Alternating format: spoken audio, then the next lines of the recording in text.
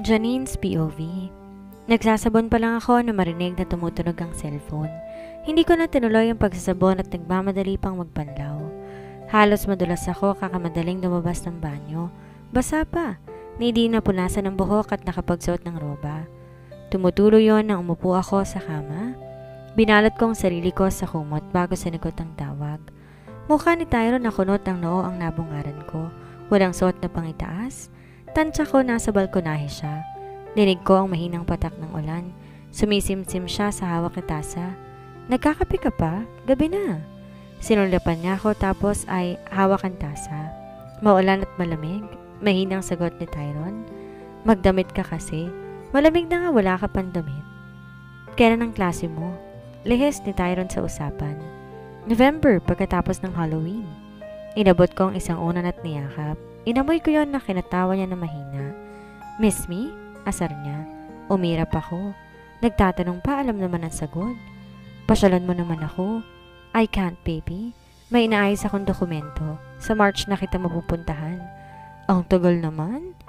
Nabitin sa ere ang sasabihin ko matapos makita si Lalay. Lumabas mula sa loob ng bahay. Tyrone, binalik ko na yung basket. Bukas ko na lang hihiramin. Nabaling ang tingin ni Tyrone doon. Tumango pa at ngumiti ng bahagya. Sabi ko naman sa'yo na, may payong ka ba? Lumalakas ng ulan. Tanong pa nito kay Lalay. Lumalalim ang kunot ng noo ko at sumisibol ang selos sa damdamin ko. Idagdag pa ang naalala kong usapan namin kanina ni Manang Karing.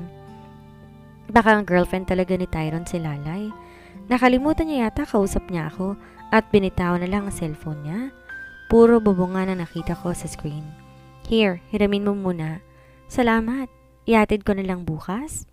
Dinig ko ang pagbukas ng payong at yabag pababa. Napamaang ako. Hindi sanay nahati ang atensyon ni Tyrone. Gumalaw ang kuha sa screen at lumitaw ang mukha niya. Sorry for that. Natigil to matapos na makita ang itsura ko. Walang emosyon, walang ngiti. Are you alright? Tumaas ang isang kilay ko. Tell me the truth, girlfriend mo si Lalay? Sumikip ang dibdib ko sa pananahimik ni Tyrone. Bumikig ang lalamunan lalo pa nang humigop siya ng tasa bago ko ulit tinarap. Ito na naman ba? Lalay is a friend. Bakit sobrang close nyo? Hinahayaan mo pang maglabas-pasok sa bahay mo kahit nung alam mong nandyan ako, hinahayaan mo pa rin siya. Are you bedding her too? Humikbi ako sa inis. Umungol si Tyrone ng protesta, nasabunot pang bahagya ang buhok niya. I am not. Where did you get that idea? She's not like that and I don't do two-timing. Mahinahong sagot niya. Pinagtatanggol mo pa? Bakit? Masarap pa siya? Shut it, you're talking nonsense. Nanlilisik pa ang tingin ni Tyrone sa akin. Di ko maiwasang maluha. Nakakagalit. Ano bang meron si Lalay at pwedeng basta nalang pumasok sa bahay niya dahil halos kaedad niya? I'm sorry, okay? Ayoko na nagkakaganyan ka dahil kay Lalay. Mahinahong usap pa ni Tyrone. Totok ang tingin sa akin. Tinapatan ko ang titig niya. Bakit? Totoo naman. Lagi siya nandyan sa bahay mo. Dalaga siya. Binata ka. Ano tingin mong iisipin ko? Gabi na't nandyan pa siya. Niwala kang damit. Janine, you're too much. Nagsiselos ako. Lagi mo na lang siyang inuuna ngayon. Yumuko ako at sinubsob ang mukha sa unan. Dinig ko ang pagbuntong hininga niya. Ano bang kinasiselos mo? Tell me, baby. Huminga ako ng malalim at humarap sa camera. Mapungay na ang tingin ni Tyrone at tila hindi naman nagalit sa akin. Umiwas ako ng tingin. Huwag mo na siyang papasukin sa bahay. Itapon mo na yung basket na hinihiram niya. Marahas siyang huminga. Fine, if that will give you peace of mind. Hindi ko na pahihiramin. Ano pa? Sinulyapan ko siya. Seryoso siyang naghintay na sagot ko. Yung malunggay putulin mo para wala na rin siyang rason na hihingi. Umawang ang labi ni Tyrone. Sure, ngayon na. Napakurap pa ako sa pagbaba niya sa balkonahe. Kitang-kita ko ang pagkabasa niya sa ulan. Dumukwang siya at muli pagharap ng screen, hawak ng isang palakol. Nanlaki ang mata ko, tuloy ang umatras sa mga luha. Di ko alam saan niya sinandal ang cellphone pero malinaw ang nakikita ko na paglapit niya sa puno ng malunggay. Sapat ang ilaw sa balkonahe para makita ang gagawin niya. Wala siyang sinayang na minuto. Gamit ang palakol, sinubukan niya yung putulin. Nanatili lang nakaawang ang mga labi ko sa nakikitang ginagawa ni Tyrone. Di naman kailangan ngayon agad, pwede namang bukas. Nakailang hampas siya bago tuloy na natumba ang puro ng malunggay. Mabilis niyang binalik ang palakol bago balikan ang cellphone niya. Pumapatak ang tubig sa buhok niya, basa rin ang katawan niya. There baby, wala na. You don't have to get jealous anymore. Di ako makapaniwalang pinutol nga ni Tyron. Di matigil sa mabilis sa tibok ang puso ko pero tumiimbagang ako. Hindi pa sapat. Puntahan mo ako ngayon. Hihintayin kita, Tyron. Wala sa loob na napindot kong end call matapos makitang gulat sa mukha niya. That was mind-blowing. Hindi ko alam kung ba't ako kinakabahan. Ako naman lahat humiling sa ginawa niya pero sinasakop ako ng kaba. Pakiramdam ko mali yatang utusin siyang putulan ng puno. Di rin ako umasang pupunta siya lalo na't gabi at maulan. Ayoko ng ganitong pakiramdam. Gusto ko kumalma at iwasan ng selos. Pero sa tuwing sumasagi silang dalawa nilalay sa isipan ko, nag-ingit-ngit ang damdamin ko. Napakurap ako sa muling pag-ilaw at pagtunog ng cellphone ko. Nanatili ako nakatitig doon at hindi magalawang kamay para sagutin. Nauwi lang yon sa missed calls. Dati halos abangan ko ang tawag niya o kaya binabalak tawagan siya. Pero sa nangyari iniiwasan ko ang tawag ni Tyron. Ilang araw ko nang di sinasagot. Di na rin ako natulog sa kwarto niya. Halos minuminuto ang tawag niya. I felt like a big bad influence to him. Gusto kong pinagbibigyan niya ako pero natatakot ako na makagawa siya ng mali dahil lang sa akin. Janine, uuwi na ako. Si Maymay mula sa labas ng pinto. Bumaga ako ng marahas na hangin bago tumayo.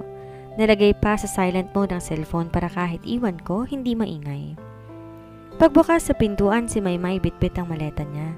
Uuwi na ako, Janine, tapos ng bakasyon. Dinig ko rin kasing uuwi na sila daddy mo. Sigurado ka, maayos ka na? Kahit wala nang pasa, baka masakit pa rin ang katawan niya. I don't buy her jolly vibe. Hindi ako naniniwalang maayos siya, ngunit di ko naman mapigilan na umuwi. Of course, Janine, sino lang sa pasukan. Ngumiti pa siya. Hinatid ko siya sa labas. Nandun na ang sundo niya. Thank you, Janine. Hinay-hinay lang kay Tyron, ha? Humagikik pa. Kung di lang siya nakasakay, baka sinabunutan ko. Ang harot. Kinawayan ko to pagkaalis niya at agad din akong dumiretso sa kusina, naganap na makakain. Natanaw ko sa estante ang mga mushroom chicharon. Kumuha ko ng isa bago bumalik sa itaas. Pabagsak akong dumapa sa kama, inabot ang cellphone ko. Halos mamilog ang mata ko sa dami ng missed call si Tyron. Halos minuto lang nakakalipas ngunit nasa 50 na yon. Mas maganda yatang may minsan na hindi agad sagutin ng mga tawag niya. Mas marami siyang oras kapag di ko sinasagot. Halos mahagis ko ang cellphone sa maling pag-flash sa screen ng pangalan niya. Nagdalawang isip akong sagutin ngunit nagkusa ang mga kamay kong pindutin ang answer button.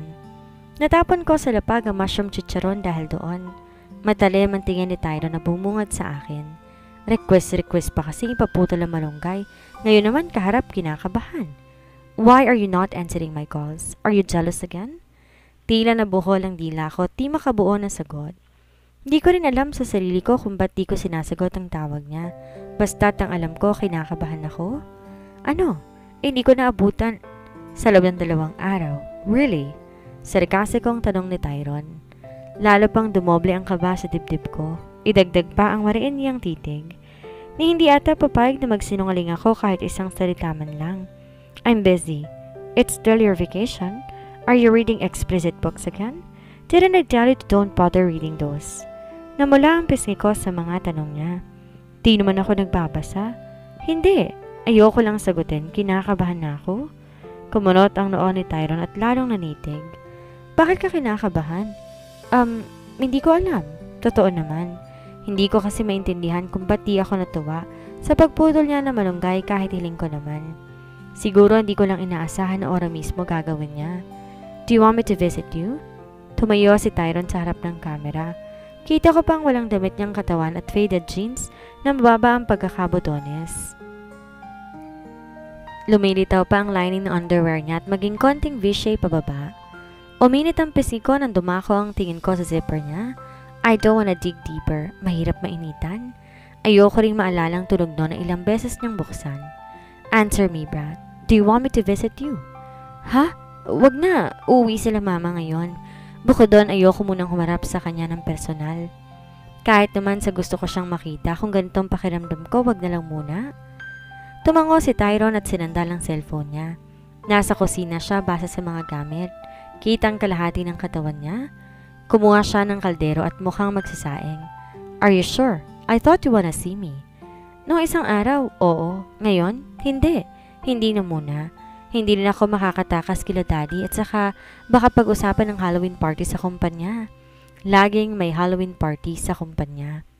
Ang tungo namin tuwing Halloween. Balak ko na rin ilibing doon ang kurso ko kung pwede lang. Sinulyapan niya ako. Just wear a dress. Don't wear any skimpy clothes. Wala ako, wala kang bantay. Naparinok ako sa seryosong boses ni Tyron at sa kakaibang kabang nararamdaman muli sa dibdib ko. Di maramdaman na pinaghihigpitan. Mas ramdam ang concern sa sinabi niya. Is it because you already have something? Ngunit noon pa man ayaw niya na nagsusuot ako na masikip at maliit na damit. Bakit ba? Di naman ako magsusuot ng costume. Sandali niyang inabot ang instant pansit canton bago nilagay ang noodles sa kaldero. Pansit canton lang kakainin mo? May tonong galit na tanong ko. Lagi bang ganito ang kakainin niya tuwing mag-isa? Kaya nga ba gusto ko nandun ako eh. Gusto ko magluto para sa kanya. I'm tired, baby. Mabilis tong lutuin. Binigay ko kay Badong ang bigay na ulam ni Lalay. Walang pangongonsensya sa tono ni Tyron, ngunit di ko maiwasang makonsensya. Kasalanan ko pa yatang wala siyang maayos na ulam ngayon. Bakit di mo na lang kinain? Ngunit alam ko sa sarili kong ayokong kainin niya. O kahit tumanggap pa ng kahit ano kay Lalay. Pailalim niya akong tinignan. Are you sure you want me to eat the food? Hindi. Kaya lang wala ka naman pagkain ngayon. See? That's the very reason kung ba't pinamigay ko sa iba. I don't want you to get jealous again. Bagsak ang balikat, nilingon ko si Tyron habang sinasalok niya ang nalutong noodles. Sana pala tinanggap mo na lang. I don't wanna sound bitter but I think my voice didn't hide it. Natigil siya sa pagbukas ng seasoning at nilingon ako. Kiniling ang ulo at tila sinusuri ang itsura ko. Di na ako tatanggap ng kahit ano sa kanya. Hindi ko na rin papahiramin. Lumokso ang puso ko dahil doon. I know it doesn't totally make sense but the security I felt is overwhelming. Tiwala ako agad sa sinabi niya. Kahit nasa isang bayan lang sila, alam kong tutupad siya. Ikaw bahala, di naman kita pinaghihigpitan. Hindi ba? Putol ni Tyron. Namula ang pisngi ko at bahagyang nainis. Ayoko lang nakikita si Lalay sa bahay niya. Di ko naman siya ginagwardyahan or pinaghihigpitan. Oo nga pala, hindi kita boyfriend at bawal kang pagbawalan. Nasasakal ka na ba? Mali ba ako? Natawa pa ako ng pang-insulto sa sarili. Sinasabi niya lang na pakakasalan niya ako pero walang matibay na relasyon na hindi pa nga sigurado eh. Isa lang pangako sa paslit niyang edad noon. Umatras nga si Daddy sa pangako sa kanya. Natigil si Tyron sa pagsubo. Di nagbigay ng komento o sagot sa mga tanong ko. Sa pagbalik ng tingin sa akin, seryoso na ulit ang titig niya. Napaiwas ako ng tingin at napatitig sa pinto. Matapos ang tatlong magkakasunod na katok mula doon. Sandali! Binatawan ko ang cellphone bago tumayo. Sinuklay ko pa ang maliit na buhok habang binubuksan ang pinto. Si Manang. Karing, nasa labas at may dalang mga paper bag. Nandyan na mga magulang mo. Eto daw, mga pasalubong ng mama mo. Pumasok siya at nilagay sa gilid ng kama ang mga paper bag. Kinakabahan ako na baka matanaw niya sa screen ng cellphone si Tyron. Nakampante lang ako nang hindi ito naglibot ng paningin. Bumaba ka raw. Kakausapin ka ng mama mo para sa Halloween party ko, no? Sus, pa-party pa. Hindi na lang magtirik ng kandila sa bahay. Umiling pa to bago lumabas ng kwarto. Huminga ako malalim bago balikan ang cellphone ko. Matiwasay si Tyron kumakain habang inaabangan ako. Tumigwas pa ang kilay niya pagkakita sa akin. Mamaya na, baba muna ako. Don't end the call. No, I will call your number and don't end it. Baka di na naman kita matawagan. Baka marinig ni mamang boses mo. Kung dadalhin ko sa baba ang cellphone, hindi siya pwede magsalita. Dahil baka matunugan siya ni mama at daddy. Wear your AirPods, basta't wag mong papatayin. Pagdedemand ni Tyron. Sumusukong sinunod ko siya. Pinatay ang video call at agad siyang tumawag sa number ko. Pagkasagot, sinuot kong AirPods bago bumaba. Huwag kang tumakbo. Agad bumagal ang pagbaba ko sa hagdan dahil sa utos niya. Di ako nagmadali. Dinig niya ang mga galaw ko. Janine, baby, did you love my pasalubong? Si mama. Tumayo mula sa sofa at agad akong niyakap at bineso. Nilingon ko si daddy seryosong tingin. Agad ko rin binalik ang tingin kay mama. I haven't checked it yet, ma. That's okay. Nandun ang susuotin mo para bukas. May ilang investors ang bibisita. Tuwang-tuwa pa siya, hinila ako patungo sa sala. Magaspang na ungol ang narinig ko mula sa kabilang linya dahil doon. Do I need to be there? Tamad kong tanong. You should, baby. Umismid ako. Si Tyron ang unang sumagot. I don't need this answer. Are you alright, Janine?